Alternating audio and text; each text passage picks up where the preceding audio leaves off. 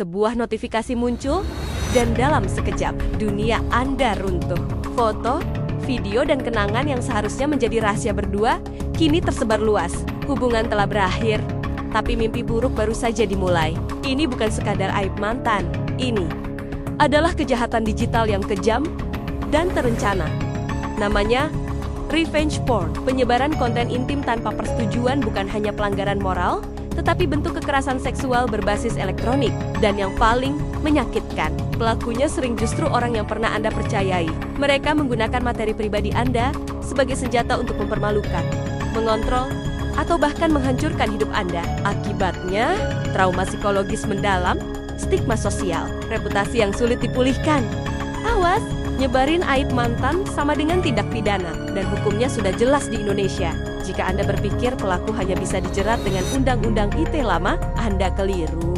Kini, negara hadir lewat Undang-Undang Nomor 12 Tahun 2022 tentang tindak pidana kekerasan seksual, Undang-Undang TPKS. Undang-undang ini adalah lex spesialis hukum khusus yang memberi perlindungan lebih kuat dan menyeluruh bagi korban kekerasan seksual digital.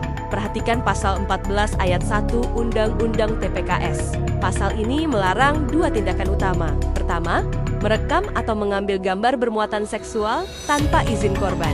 Kedua, mentransmisikan, menyebarkan, atau mendistribusikan konten tersebut tanpa persetujuan. Dan ingat baik-baik, persetujuan untuk direkam bukan berarti persetujuan untuk disebarkan. Begitu Anda melanggar batas itu, Anda telah melakukan kejahatan. Ancaman hukuman, penjara hingga 4 tahun dan atau denda maksimal 200 juta rupiah. Lalu, apa yang harus dilakukan jika Anda menjadi korban? Pertama, jangan panik. Amankan semua bukti digital. Tangkapan layar ancaman, tautan penyebaran, riwayat percakapan. Kedua, jangan balas pelaku. Ketiga, segera laporkan ke kepolisian. Anda dilindungi oleh hukum. Dan setiap bukti digital yang Anda simpan adalah kunci untuk menjerat pelaku dan menuntut ganti rugi atas penderitaan Anda. Pelindungan data pribadi bukan lagi isu privasi semata, tetapi fondasi keamanan hidup di era digital. Namun pertanyaannya, apakah hukuman 4 tahun dan denda 200 juta sudah cukup untuk menebus kehancuran hidup korban? Tulis pendapat Anda di kolom komentar. Mari kita bangun kesadaran hukum bersama. Dan ingat, konten ini adalah edukasi hukum umum, bukan pengganti nasihat hukum profesional. Karena setiap kasus, unik dan hukum selalu punya sisi yang rumit. Jangan hadapi sendirian.